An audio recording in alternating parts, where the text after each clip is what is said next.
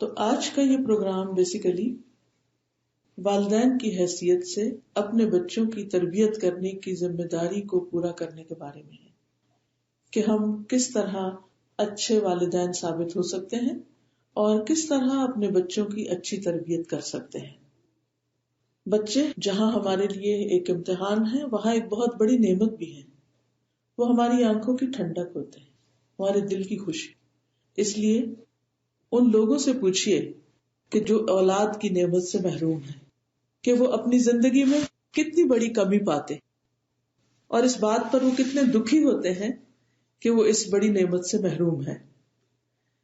لیکن جہاں بھی نعمت ہوتی ہے وہاں پوچھ بھی ہوتی ہے، وہاں سوال بھی ہوتا ہے، نعمتوں کا حساب بھی ہوگا اور خصوصاً بچوں کے بارے میں سوال ہوگا کہ ہم نے ان کے ساتھ کیا معاملہ کیا. ابن عمر کہتے ہیں کہ نبی صلی اللہ علیہ وسلم نے فرمایا، اللہ تبارک و تعالی جس بندے کو رعیت کا خواہ وہ کم ہو یا زیادہ ذمہ دار بناتا ہے تو اللہ تعالیٰ قیامت کے دن اس کے بارے میں اس سے پوچھے گا بھی کہ اس نے اپنے ان لوگوں سے جو اس کے ماتحت تھے، جو اس کے انڈر تھے، ان کے ساتھ کیا معاملہ کیا، کیا ان کے بارے میں اللہ تعالیٰ کے احکامات کو قائم کیا یا ضائع کیا. یہاں تک کہ اس کے اہل خانہ کے متعلق بھی، اس کے گھر والوں کے متعلق بھی خاص طور پر اس سے پوچھا جائے گا. تو اس کام میں بنیادی طور پر جو بڑی ذمہ داری ہے وہ باپ کی ہے. لیکن اس کا یہ مطلب نہیں کہ ماں ذمہ دار نہیں، ماں بھی ذمہ دار ہے. صحیح بخاری کی حدیث میں آتا ہے، رسول اللہ صلی اللہ علیہ وسلم نے فرمایا، تم میں سے ہر شخص نگران ہے اور اس سے اس کی رعیت کے بارے میں سوال کیا جائے گا. امام جو لوگوں پر نگران ہے اس سے ان کے بارے میں پوچھا جائے گا. آدمی اپنے گھر والوں پر نگران ہے، اس سے ان کے بارے میں پوچھا جائے گا. عورت، اب یہاں عورت کا نام لے کر بتایا گیا اس حدیث میں، عورت اپنے شوہر کے گھر اور اس کے بچوں کی نگران ہے اور اس سے ان کے بارے میں سوال کیا جائے گا. تو اس سے یہ پتہ چلتا ہے کہ ہمارے دین نے واضح طور پر ہمیں یعنی خواتین کو بچوں کی ذمہ داری دی ہے. اسی لیے ہم دیکھتے ہیں کہ ہمیشہ سے والدین فطری طور پر بھی اور خاص طور پر اگر مسلمان ہوں تو اللہ سبحانہ و تعالیٰ کی طرف سے بھی اس بات کو اپنی ذمہ داری سمجھتے ہیں کہ ہم اپنے بچوں کی اچھی تربیت کریں. صرف اس لیے نہیں کہ یہ دنیا میں ہماری نیک نامی کا سبب بنے، اور اگر ہمارے بچے بگڑ گئے تو لوگ کیا کہیں گے، کیونکہ بہت سے لوگوں کو اس بات کا بہت خوف ہوتا ہے کہ لوگ کیا کہیں گے. تو ہمیں یاد رکھنا چاہیے کہ لوگوں سے زیادہ ہمیں اللہ سبحانہ و تعالیٰ کے حساب اور اس کی پوچھ کی فکر ہونی ضروری ہے. کیونکہ لوگ تو تھوڑی دیر، اگر آپ کا بچہ کسی وقت اچھا بہیو کرے گا تو تعریف کریں گے، کسی اور وقت میں اگر کوئی شرارت کرے گا تو کرٹیسائز کرنا شروع کر دیں گے. تو لوگوں کی تعریف بھی بہت ٹیمپریری ہوتی ہے اور لوگوں کی تنقید بھی بہت ٹیمپریری ہوتی ہے. تو اس لیے انسان اپنی ذمہ داریوں کو ادا کرتے ہوئے اپنا جو مقصد ہے وہ ذہن میں رکھے اور وہ صرف دنیا کو سامنے رکھ کے کوئی کام نہ کرے بلکہ اپنی آخرت کو سامنے رکھ کے کام کرے. کیونکہ اگر ایک مسلمان ماں آخرت کو سامنے رکھ کر اپنے بچوں کی تربیت کرتی ہے تو اس تربیت میں جتنی بھی اس کو تکلیفیں پیش آئیں گی وہ خوشی سے برداشت کرے گی، کیونکہ اسے معلوم ہے کہ اس پر میرے لیے بہت بڑا اجر ہے. اور پھر یہ کہ اگر میں اپنے اس مشن میں کامیاب ہو گئی تو مرنے کے بعد یہی بچے میرے لیے صدقہ جاریہ ہیں. وہ جو بھی کوئی نیک کام کریں گے، دعائیں مانگیں گے میرے لیے، وہ دعائیں میرے لیے فائدہ مند ہوگی. کیونکہ مرنے کے بعد انسان کا نامہ اعمال تو بند کر دیا جاتا ہے، یعنی ہمارے جو عمل ہر وقت لکھے جاتے ہیں وہ اعمال پھر لکھے نہیں جاتے، کیونکہ ہم جب کچھ کر ہی نہیں رہے تو لکھا کیا جائے گا. لیکن 3 چیزیں انسان کو مرنے کے بعد بھی فائدہ دیتی ہیں، جن میں سے سب سے پہلی چیز ولد صالح یدعو لہ، نیک اولاد جو ماں باپ کے لیے دعا کرتی ہے. تو بچوں کی جو دعائیں ہیں وہ ماں باپ کو بہت فائدہ دیتی ہے. ایک حدیث میں آتا ہے کہ جب ایک انسان کا جنت میں درجہ بڑھایا جائے گا تو وہ پوچھے گا کہ یا رب یہ کس بنا پر، تو اس کو بتایا جائے گا کہ یہ اس کے بچے کی دعا کی وجہ سے.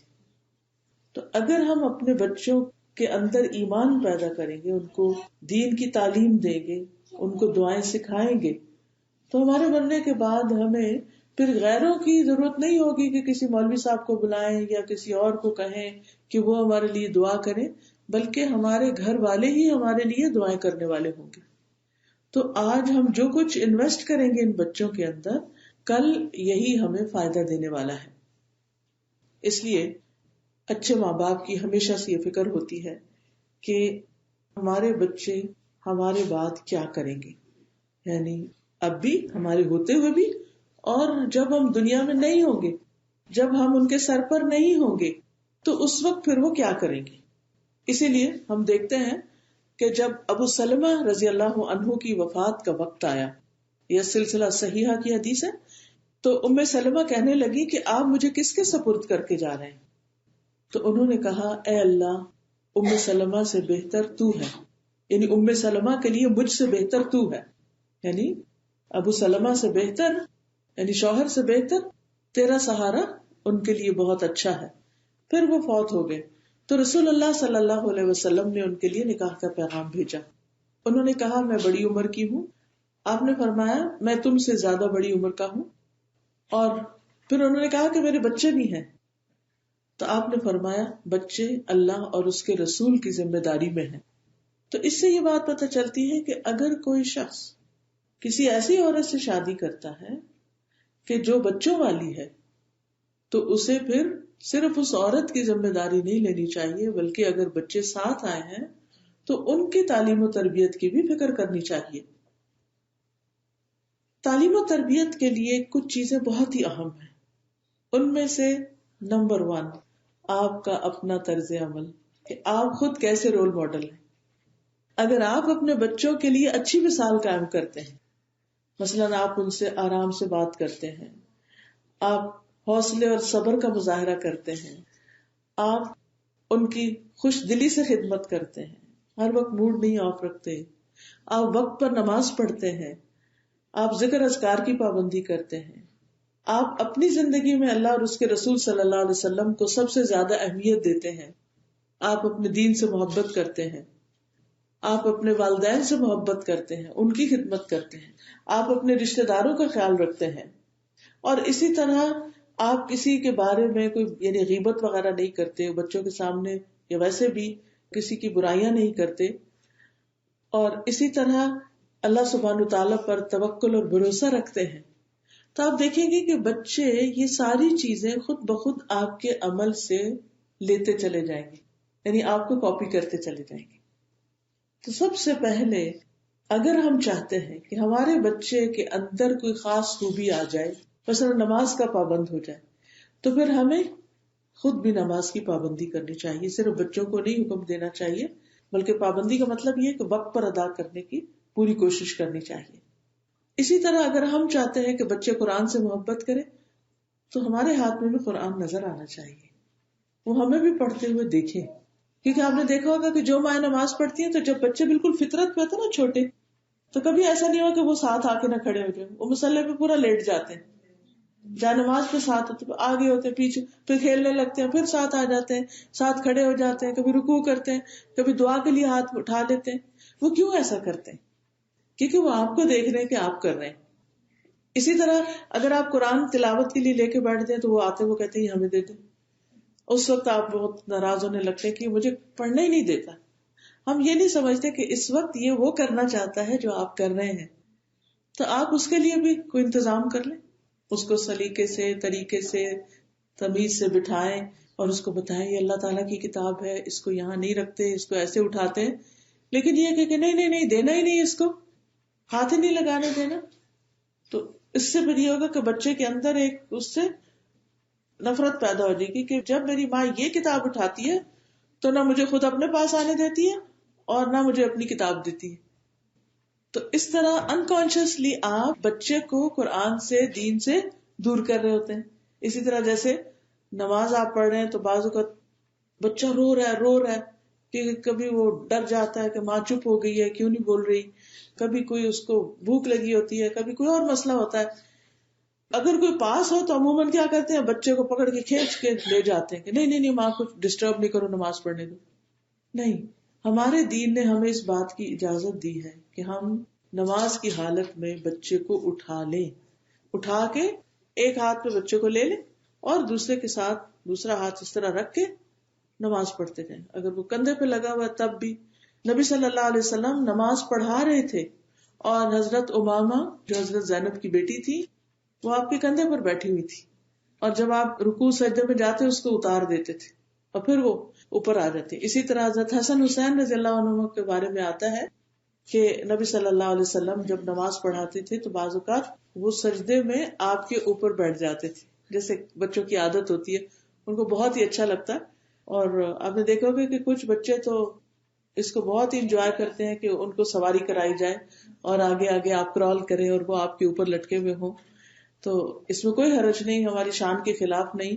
نبی صلی اللہ علیہ وسلم خود بچوں کے ساتھ کھیلا کرتے تھے، ان سے محبت کرتے تھے، بچوں کے ساتھ ایسی باتیں ایسی حرکتیں کرتے تھے کہ جس سے بچے خوش ہوں، یعنی ان کے لیول پر ان سے بات.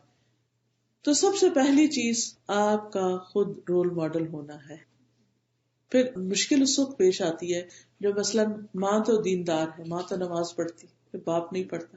اب بچے دیکھنے کچھ عرصہ تو کچھ نہیں کہیں گے، پھر وہ آپ سے سوال شروع کر دیں گے کہ بابا کیوں نہیں نماز پڑھتے، اور کچھ عرصے بعد بابا کیا شروع کر دیتے ہیں کہ اس سے بھی منع کرتے ہیں کہ مت کہو بچوں کو، مت اٹھاؤ. اس وقت اور بھی بڑی مشکل پیش آتی ہے. تو ایسی صورت میں پھر آپ کی ذمہ داری اور زیادہ بڑھ جاتی ہے. اب آپ یہ بھی نہیں کر سکتے کہ اپنے بچے کو باپ کے خلاف بات کریں، کیونکہ اس سے جب وہ دیکھتے ہیں کہ اچھا ان دونوں میں اختلاف ہے اور یہ دونوں ایک دوسرے کی عزت نہیں کرتے تو وہ اس سے اور بگڑتے ہیں. باپ کیسا بھی ہو، آپ کو خود بھی عزت دینی چاہیے اور بچے سے بھی عزت کروانی چاہیے، کیونکہ جب تک آپ باپ کو عزت نہیں دیں گے، آپ شوہر کو عزت نہیں دیں گے تو بچے عزت کرنا نہیں سیکھیں گے. پھر اسی طرح یہ ہے کہ اگر وہ نہیں نماز پڑھتے تو آپ بچوں کو کہیں نہیں انشاءاللہ وہ بھی پڑھیں گے، اور پھر جب آپ ان کو کہانی وغیرہ سنائیں تو اس میں اللہ کا ڈر، اللہ کی محبت، اللہ کی خاطر کام کرنے کا جذبہ پیدا کریں، نہ کہ باپ کے لیے یا باپ کی وجہ سے یا باپ کر رہا ہے تو یہ کام کیا جائے. اور اگر باپ روکتا بھی ہے مثلاً کسی وجہ سے تو بھی صبر اور حوصلے سے کام لیں، اور بچوں کی تربیت سے غافل نہ ہوں یہ سوچ کے کہ باپ کی بھی تو ذمہ داری ہے، اگر وہ پوری نہیں کر رہا سو واٹ، میں ہی کیوں سارے پینز لوں. نہیں، کسی کو تو کرنا ہی ہے.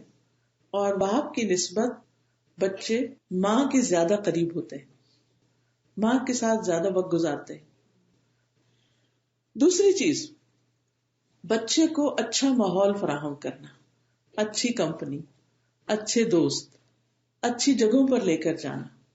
کیونکہ جب بچے اچھے ماحول میں ہوتے ہیں تو پھر وہ اس ماحول سے بہت کچھ سیکھتے ہیں. اب دیکھیے کہ ابراہیم علیہ السلام نے خانہ کعبہ کی تعمیر کی تھی اور حضرت اسماعیل علیہ السلام کو، حضرت ہاجرہ کو وہاں لا بسایا تھا. تو انہوں نے کیا کہا تھا؟ سورۃ ابراہیم میں آتا ہے 37، ربنا انی اسکنت من ذریتی بواد غیر ذی زرع عند بیتک المحرم ربنا لیقیموا الصلاۃ. اے ہمارے رب، میں نے اپنی اولاد کے ایک حصے کو تیرے قابل احترام گھر کے پاس ایسے میدان میں لا بسایا ہے جہاں کوئی کھیت نہیں، کچھ نہیں اگتا، اے ہمارے رب تاکہ وہ نماز قائم کرے. لہٰذا گھر ایسی جگہ پر لیں، اپنی طرف سے پوری کوشش کریں کہ جہاں سے مسجد، کوئی مرکز، کوئی سینٹر قریب ہو، جس میں آپ خود بھی جائیں، آپ اپنے بچوں کو بھی لے کے جائیں، اور وہاں پر ایسی ان کے لیے ایکٹیویٹیز رکھی جائیں کہ جہاں جانا وہ پسند کریں، انجوائے کریں، دین بھی سیکھیں، اور اس کے ساتھ ساتھ ان کو مسلمان بچوں کی کمپنی بھی ملے. تو جب ہم بچوں کے لیے اچھے ماحول کا انتخاب کرتے ہیں تو ان کی تربیت آسان ہو جاتی.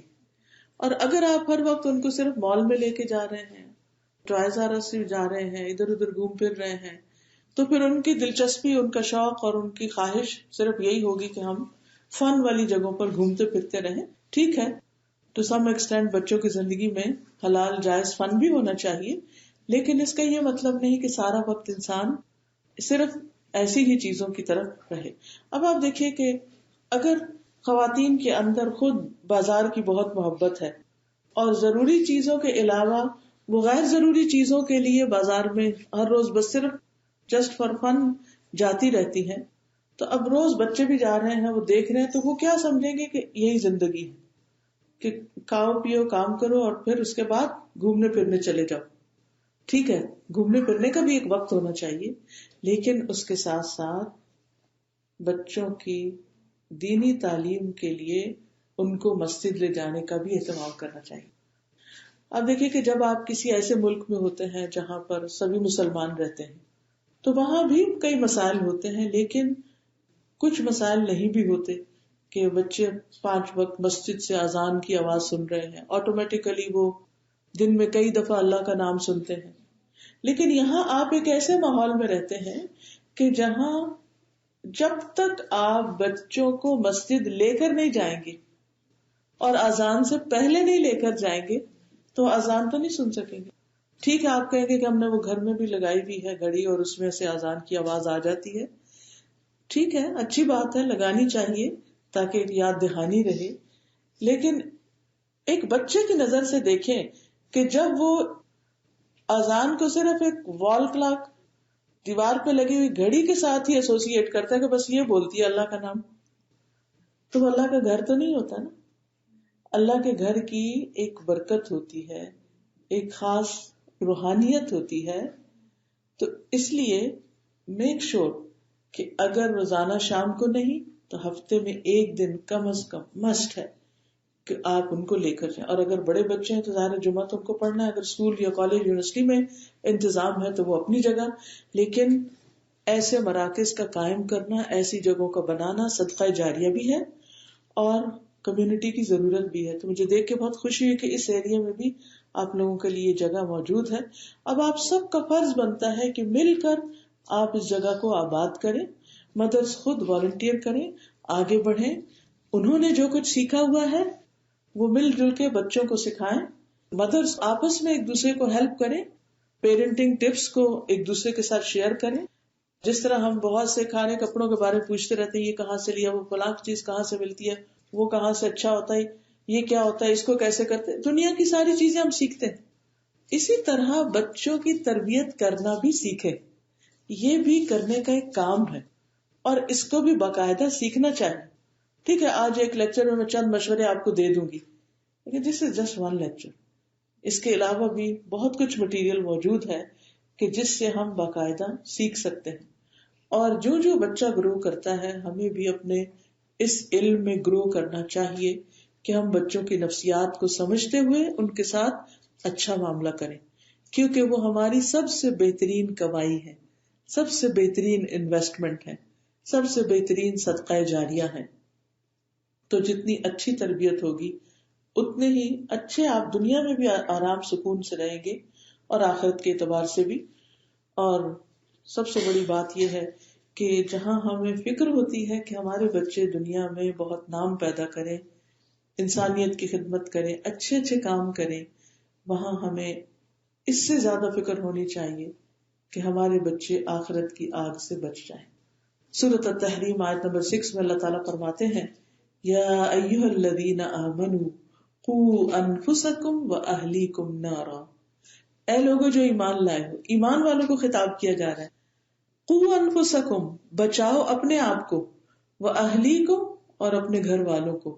کس سے؟ نارن، آگ سے. خود بھی آگ سے بچو اور بچوں کو بھی آگ سے بچاؤ. اب آپ دیکھیے کہ یہ آگ دنیا کی آگ نہیں ہے، یہ آگ آخرت کی آگ ہے جو دنیا کی آگ سے 69 ٹائمز زیادہ سخت ہے، زیادہ شدید ہے. اس کو تو انسان دور سے دیکھنے کا بھی حوصلہ نہیں کر سکتا. کہاں یہ کہ ہم اللہ کی نافرمانی کر کے وہاں جا پہنچے. اس لیے یہ ہماری بنیادی ذمہ داریوں میں سے ہے کہ ہم اپنے بچوں کی آخرت کی فکر کریں.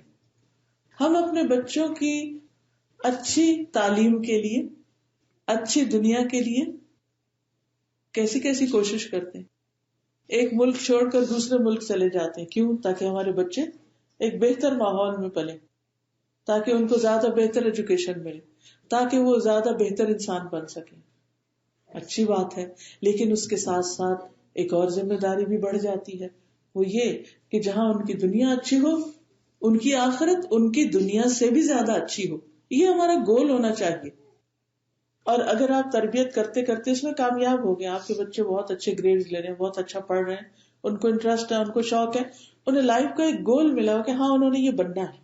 اور یہ بچپن سے ہی بچوں کے اندر ایک چیز آ جاتی ہے، کبھی پیرنٹس ڈالتے ہیں، کبھی ان کا اپنا بھی ایک شوق ہوتا ہے. لیکن کل ہی ایک بچہ بتا رہا تھا کہ وہ ینگ لڑکوں کی کلاس لیتا ہے، 13-14 سال کے بچوں کی. تو وہ بتانے لگا کہ میں نے سب بچوں سے سوال کیا کہ مجھے یہ بتاؤ کہ تم بڑے ہو کر کیا بنو گے، تمہیں کیا کرنا ہے اس دنیا میں. کہتے ہیں ایک بچے کے پاس بھی کوئی واضح آئیڈیا نہیں تھا، اس کو کوئی پتہ نہیں تھا اس نے کیا کرنا. our generations are lost.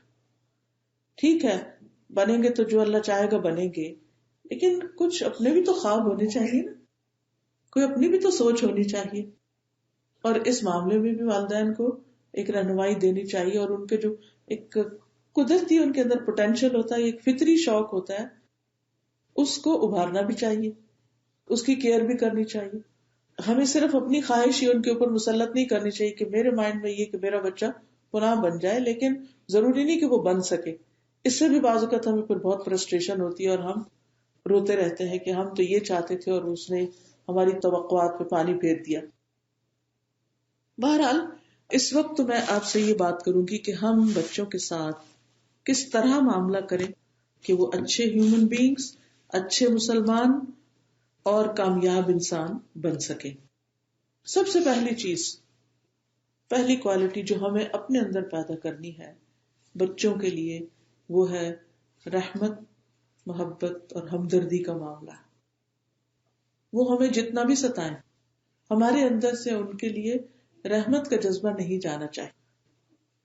اللہ سبحانہ وتعالیٰ مہربان ہے، لیکن اللہ سبحانہ وتعالیٰ نے ماں کے اندر بھی ایک خاص قسم کی رحمت ڈالی، یعنی قدرتی طور پر ان بلٹ ہے ہمارے اندر کہ ہمیں اپنے بچوں سے پیار ہوتا ہے، ہم کیئر کرتے ہیں، ہم ان کا دکھ درد دیکھ نہیں سکتے، ان کی تکلیف دیکھ نہیں سکتے. لیکن یہ ہے کہ بعض اوقات جب بچے تھوڑے بڑے ہوتے ہیں، خود سر ہونے لگتے ہیں، تھوڑی سرکشی دکھاتے ہیں، بات نہیں مانتے، روڈ ہو جاتے ہیں، تو پھر ہم بعض اوقات ضرورت سے زیادہ سختی شروع کر دیتے ہیں. یہ ٹھیک نہیں. اس وقت بھی بی پیشنٹ.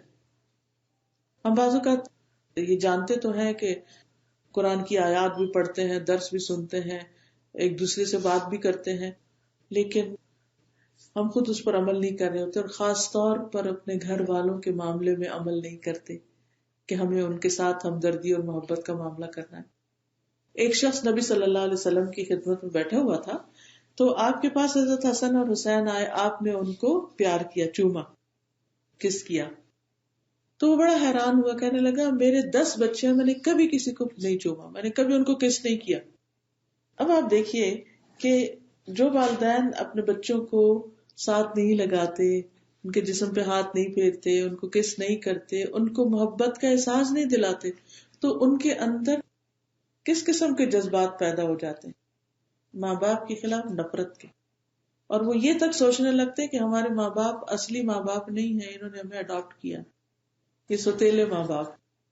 ٹھیک ہے آپ فرم بھی ہو جہاں ہونا چاہیے، لیکن جب آپ پیار سے، محبت سے، ہمدردی سے آغاز کریں گے اور یہ آپ کی شخصیت میں نمایاں ہوگی، تو جب آپ ڈسپلن کریں گے، سختی کریں گے، تو اس کو بھی وہ مائنڈ نہیں کریں گے، کیونکہ انہیں پتا ہے کہ ہماری ماں اصل میں بہت اچھی ہے، یہ ہماری غلطی ہے، ہمارا قصور ہے جس کی وجہ سے وہ اس نتیجے پر پہنچی ہے.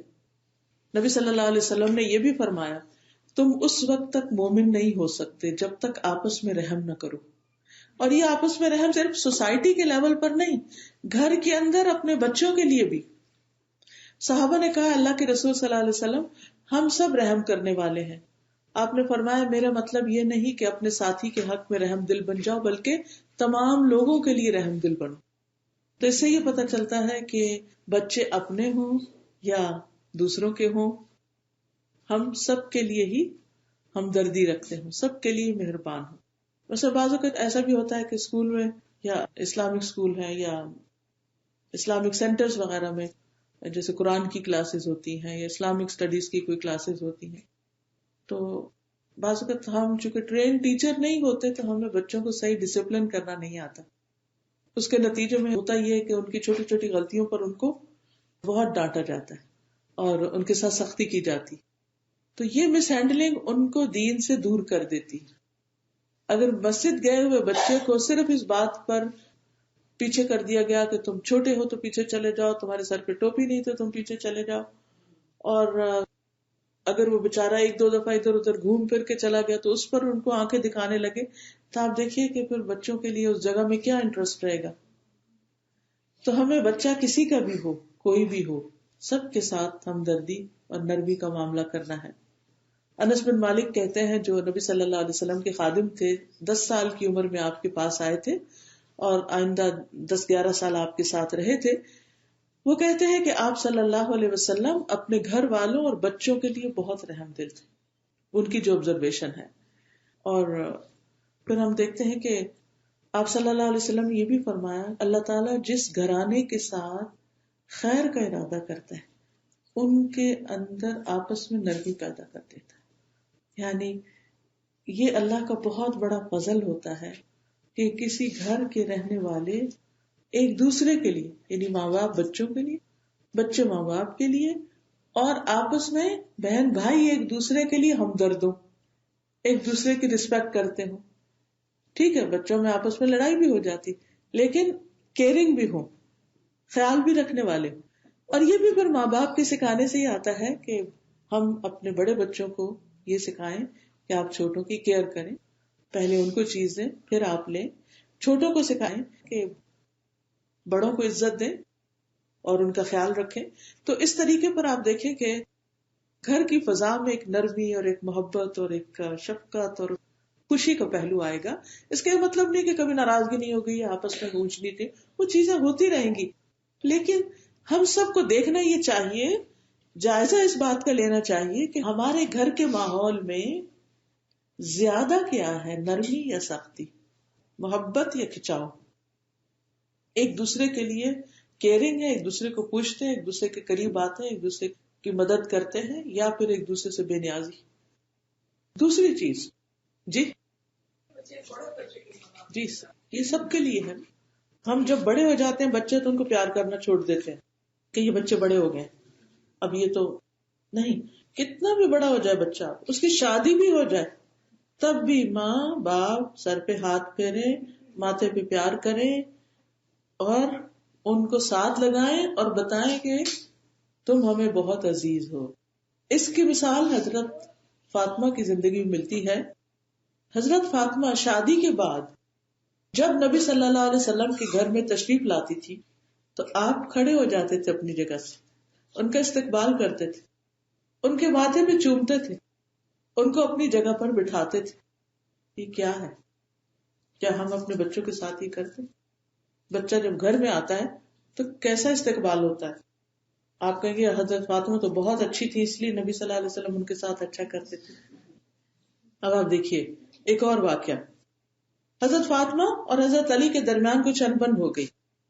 حضرت علی ناراض ہو کر گھر سے چلے جاتے ہیں. نبی صلی اللہ علیہ وسلم حضرت فاطمہ کے گھر جاتے.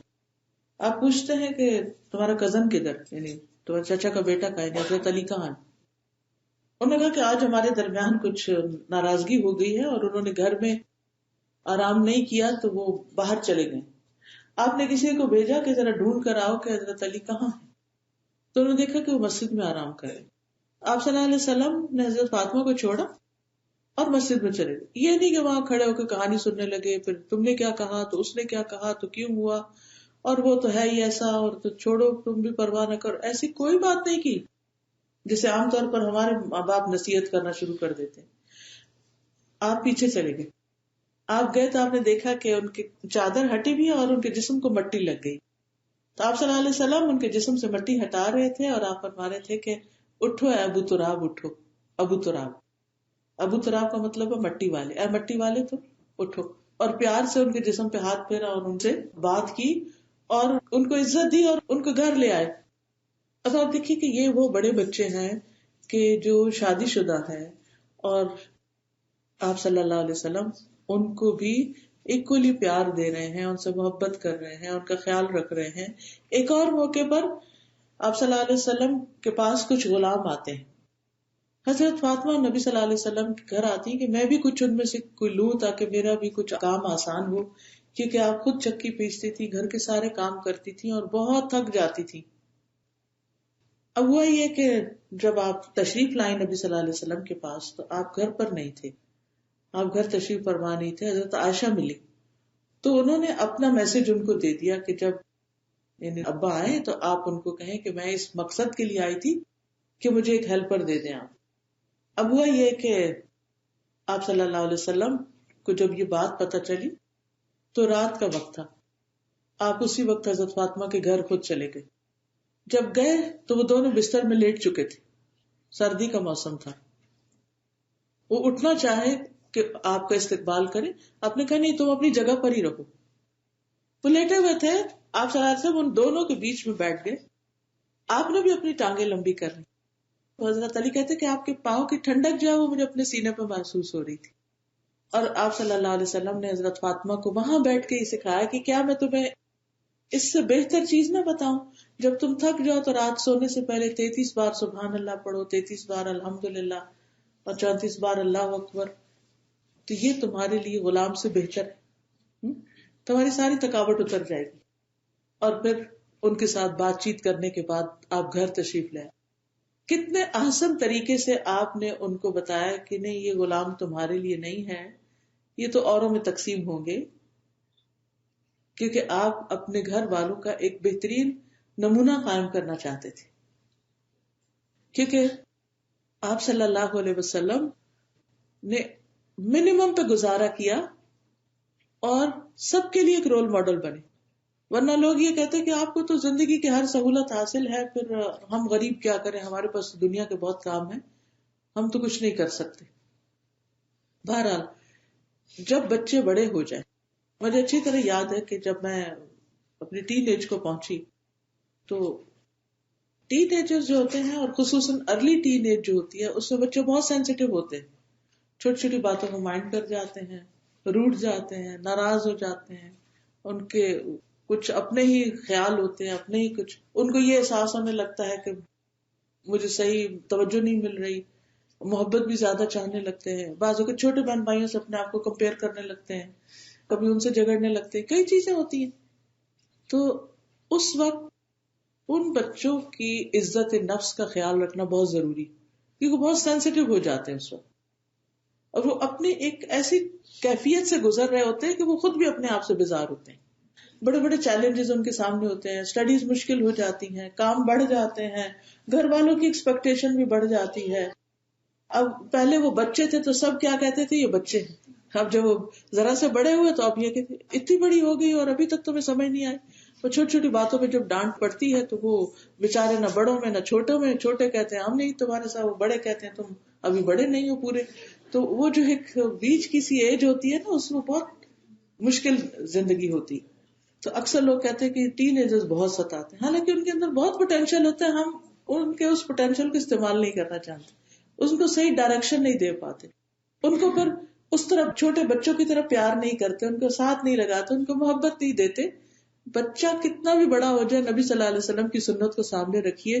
شادی بھی ہو جائے تو ماتھے پہ چومنا نہ بھولیے. بعض اوقات ایسا بھی ہوتا ہے کہ بچے ہم سے قد میں اونچے ہو جاتے ہیں، پھر ہم خود ہی شرمانے لگتے، خصوصاً خواتین اگر لڑکے بڑے ہوتے تب خود شرمانے لگتے کہ اب یہ بڑے ہو گئے ہیں، اب ان کی داڑھی آ گئی ہے، اب یہ بچوں والے ہو گئے ہیں، تو اب ہم ان کو کیا پیار کریں.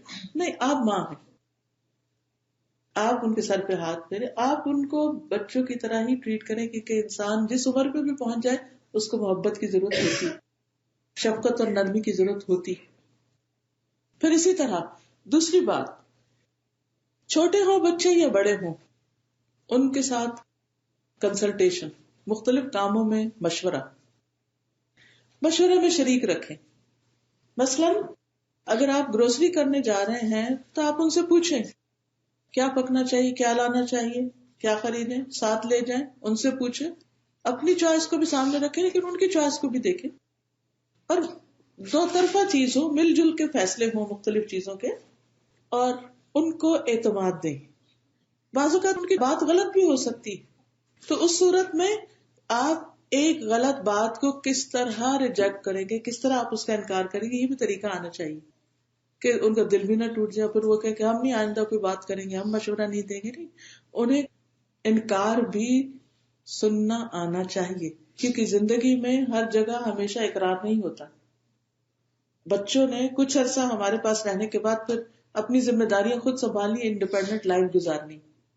ان کو فیصلے کرنے آنے چاہیے، اور فیصلہ کرنے کے لیے، کسی بھی معاملے میں ڈیسیژن لینے کے لیے بیسٹ طریقہ یہ ہوتا ہے کہ انسان اس سے متعلق جتنے بھی لوگ ہوں ان سے مشورہ کرے. جو کام مشورے سے ہوتا ہے اس میں بڑی خیر ہوتی ہے. نبی صلی اللہ علیہ وسلم جن پر وحی نازل ہوتی تھی، اللہ کے رسول تھے، ان کو حکم دیا گیا کہ وشاورہم فی الامر، کہ آپ صحابہ سے مشورہ کیا کریں. تو مثلا آپ گھر خرید رہے ہیں مثال کے طور پر، تو آپ بچوں سے پوچھیں ہمیں کہاں گھر لینا چاہیے، ہمیں کیسا گھر لینا چاہیے. پھر کہیں جانا ہے، مثلا آپ آؤٹنگ پر ہی جا رہے ہیں، تو یہ نہیں کہ آپ خود ہی فیصلہ کر لیں اور انہیں کہیں کہ چلو بیٹھو گاڑی، وہ کہ نہیں ہمارا موڈ نہیں جانے کو، کہ نہیں بیٹھو. نہیں، اگر آپ ان کو جانے سے پہلے ہی پوچھتے، بتاتے اور مل کے فیصلہ کرتے تو آپ دیکھیں کہ آپ کے لیے بھی آسانی ہوتی اور ان کے لیے بھی ہوتی، خوشی خوشی انجوائے کرتے. ورنہ کیا ہے، سارا سفر میں بھی موڈ آف، وہ انجوائمنٹ تو کہیں گئی اور ہر ایک اپنے ٹنٹم دکھا رہا ہے. اور کیونکہ زبردستی کا کام، جبرن کام، اس میں کوئی مزہ نہیں ہوتا. تو چھوٹی چھوٹی چیزوں میں بھی یہ نہیں کہ ہر ایک اچھا میں باہر نکلوں گی نہیں اندر جاؤں گی نہیں، یہ نہیں مشورہ. لیکن کوئی بھی آپ ڈیسیژن میکنگ کر رہے ہیں تو اس میں کنسلٹیشن کے بعد ان کو اعتماد میں لے کر ان کو آگے بڑھائیں. پھر اسی طرح کوآپریشن، باہمی تعاون، چھوٹے چھوٹے کاموں میں ایک دوسرے کی مدد. آپ بچوں کی مدد کریں گے، بچے بچوں کی مدد کریں گے، آپس میں ہسبینڈ وائف ایک دوسرے کی مدد کریں گے. قرآن کا حکم ہے وَتَعَاوَنُوا عَلَى الْبِرِّ وَالتَّقْوَى، نیکی اور تقوی کے کاموں میں ایک دوسرے سے تعاون کرو، ایک دوسرے سے کوآپریٹ کرو. ایز لانگ ایز کوئی شخص کسی غلط کام کے لیے نہیں بلا رہا، اگر کسی مدد کے لیے، کسی ہیلپ کے لیے، ایون کسی مشورے کے لیے آپ کو تکلیف دے رہا ہے، تو ایسی صورت میں اس کے ساتھ کوآپریٹ کرنا چاہیے. یہ نہیں کہ آپ اس کے پاس بیٹھے اگر وہ کہ ہم کر لوں، ہاں کر لو، اچھا نہیں کرو نہ کرو، یہ نہیں. آپ اس کو جنرلی اچھے سے مشورہ دیں کہ میرے خیال میں اس کام کے کرنے کا یہ فائدہ یا یہ نقصان ہو سکتا ہے، اور اس کے کرنے اور پھر اس کی مرضی، اس کے بعد جو بھی وہ کرتا ہے. تو بہرحال گھر کے کاموں میں بھی ایک دوسرے کے ساتھ تعاون. بعض اوقات مائیں کچھ فیوریٹزم کر جاتی، کسی بچے کو تو وہ کہیں گی کہ اس کو بہت پڑھنا ہے، اس کو پڑھنے دو اور تم ادھر آؤ، باقیوں کو کام دے گی. یہ نہیں ہونا چاہیے، انصاف ہونا چاہیے. نبی صلی اللہ علیہ وسلم نے فرمایا سبوا بین اولادکم فی العطیہ، کچھ دینے کے معاملے میں، عطیہ گفٹ وغیرہ دینے کے معاملے میں بھی اولاد کے درمیان مساوات برتو، برابری کرو. ٹھیک ہے. اب اس کا یہ مطلب نہیں ہوتا کہ ایک وقت میں سارے ہی کام کرے، چاہے ان کا کام ہے یا نہیں، وہ سب کھڑے ہو جائیں اپنی جگہ سے. نہیں، ٹائم مقرر ہو سکتے ہیں. ایک بچہ اس وقت کام یہ کرے گا، دوسرا اس وقت کرے گا، تیسرا اس وقت، چوتھا اس وقت. ہر ایک کے حالات کے مطابق ان کے اوپر ذمہ داریوں کی تقسیم ہونی چاہیے. کون کچن کے کام میں ہیلپ کرے گا، کون لانڈری کے لیے ہیلپ کرے گا، کون کلینک کے وقت ہیلپ کرے گا، کون گروسری میں ہیلپ کرے گا، کون کہاں کرے گا. ہر بچے کو، اگر ایک سے زائد بچے تو ہر ایک کی اپنی اپنی ذمہ داری ہونی چاہیے، اور خوشی سے ایک دوسرے کے ساتھ تعاون کرنا چاہیے. اسود کہتے ہیں کہ میں نے حضرت عائشہ سے پوچھا نبی صلی اللہ علیہ وسلم گھر میں کیا کیا کرتے تھے، تو آپ نے فرمایا آپ گھر کے کام کاج میں مصروف رہتے تھے، اور جب نماز کا وقت آتا تو نماز کے لیے کھڑے ہو جاتے. تو اس سے کیا پتہ چلتا ہے؟ نبی صلی اللہ علیہ وسلم، اللہ کے رسول، وہ گھر کے کاموں میں خواتین سے تعاون کر رہے ہیں، ان کی مدد کر رہے ہیں. کیا آپ کے باہر کوئی کام نہیں تھے؟ اس لیے اگر کوئی کہے بھی صرف کوئی مثلا ہسبینڈ جاب لیس ہے تو سارا وقت اس کو تانے دیتا رہے کہ تم ایسے گھر میں بیٹھے ہو تو چلو تم گھر کے غلام بن جاؤ اور کام کرو، یہ نہیں طریقہ ہوتا. اور ہسبینڈ کے لیے بھی یہ نہیں کہ چونکہ میں باہر کام کر کے آیا ہوں تو اس لیے اگر گھر میں کوئی کسی وقت کوئی چیز اٹھانی رکھنی کچھ ہے تو اس میں وہ کہ میرا اس سے کوئی تعلق نہیں. نہیں، آپس کی محبت، آپس کی بانڈنگ، آپس کا تعلق، آپس کا رشتہ، چاہے ہسبینڈ وائف کا ہو، چاہے بچوں اور ماں باپ کا ہو، وہ صرف اس وقت مضبوط ہوتا ہے جب مل کے کام کیا جائے. ہر روز نہیں بھی ٹائم ملتا، ویکینڈ پہ کچھ بنا لیں، مل کے گارڈننگ کر لیں. ابھی تو خیر ونٹر آ رہی ہے، سمر میں مل کے گھاس کاٹیں، مل کے نئے نئے پودے لگائیں. کوئی بھی کام، کوئی بھی ایکٹیویٹی ایسی رکھے کہ جس میں آپ مل کے کام کریں. اب مثال کے طور پر ناشتہ کرنا ہے آپ، تو اب ہسبینڈ وائف اگر دونوں ہی کچن میں کھڑے ہیں، ایک کوئی برتن لگا رہا ہے، دوسرا بنا رہا ہے، ایک کٹنگ کر رہا ہے، دوسرا چائے دم کر رہا ہے، اگر مل کے کریں گے تو آپ دیکھیے کہ جب مل بیٹھ کے پھر کھائیں گے بھی تو اس کھانے میں کیا محبت ہوگی. لیکن اگر ایک بندہ لیٹا ہوا آرام ہی کیے چلے جا رہا ہے، اللہ یہ کہ اس کی ضرورت ہو کہ اس نے کام پہ جانا ہے، کام پہ جانا ہے اور وہ رات کی ڈیوٹی کر کے آئے تو اس کو آرام کرنے کا حق ہے، چاہے ہسبینڈ ہے یا وائف ہے جو بھی. لیکن اگر ایکولی دونوں آرام کر چکے ہیں تو اب ایکولی دونوں ایک دوسرے کے ساتھ کوآپریٹ بھی کریں، کام بھی کریں، اس سے محبت بڑھے گی. بتا یہ نفرت اور بیزاری ہے یہ کیوں دلوں میں پیدا ہوتی ہے، اور دلوں میں گرج اور عداوت کیوں پیدا ہوتی ہے؟ کیونکہ ایک تو بیچارہ کام میں جتا ہی رہتا ہے اور دوسرا شخص جو ہے وہ آرام کرتا رہتا ہے. تو اس میں دونوں کو ایک دوسرے کا احساس کرنا چاہیے. حضرت ابراہیم اور اسماعیل علیہ السلام کی مثال خوبصورت ترین مثال ہے کہ جس میں انہوں نے مل کر کیا کیا تھا؟ اللہ کا گھر بنایا تھا. اللہ تعالیٰ نے ابراہیم علیہ السلام کو حکم دیا تھا کہ تم اس گھر کو بناؤ، تو انہوں نے اسماعیل کو آ کر کہا کہ مجھے رب نے حکم دیا اور تم اس کام میں میری مدد کرو گے. اور وہ بھی بہت ہی اطاعت گزار فرما بردار بچے تھے، انہوں نے خوشی سے رضامندی کا اظہار کیا کہ ہاں ہم ایسا کریں گے. اللہ سبحانہ وتعالیٰ نے اس کو خاص طور پر سورۃ البقرہ میں مینشن کیا. آیت 127 میں آتا ہے وَإِذْ يَرْفَعُ إِبْرَاهِيمُ الْقَوَاعِدَ مِنَ الْبَيْتِ وَإِسْمَاعِيلُ رَبَّنَا تَقَبَّلْ مِنَّا إِنَّكَ أَنْتَ السَّمِيعُ الْعَلِيمُ. اور جب ابراہیم اور اسماعیل بیت اللہ کی بنیادیں اٹھا رہے تھے تو انہوں نے دعا کی اے ہمارے رب ہم سے یہ خدمت قبول کر لے. تو گھر کے کام بھی، مسجد کی خدمت بھی، کمیونٹی کے کام بھی ایز اے فیملی مل جل کے کرے. یہ نہیں کہ آپ نکل جائیں اور ہسبینڈ کو پتہ نہ ہو کہ آپ کہاں ہیں، اور ہسبینڈ نکل جائے اور آپ کو خبر نہ ہو کہ وہ کہاں ہے، اور ایک دوسرے کے بارے میں بے اعتمادی کا شکار ہیں، تو یہ درست نہیں. پھر اسی طرح اللہ سبحانہ تعالیٰ نے ابراہیم اور اسماعیل دونوں کو حکم دیا کہ وہ میرے گھر کو طواف کرنے والوں، اعتکاف کرنے والوں، رکوع اور سجدے کرنے والوں کے لیے پاک صاف رکھیں. تو بنانے کا کام بھی اکٹھے کیا اور مینٹیننس بھی، صفائی ستھرائی بھی اکٹھے، اس کو آباد کرنے کا کام بھی اکٹھے.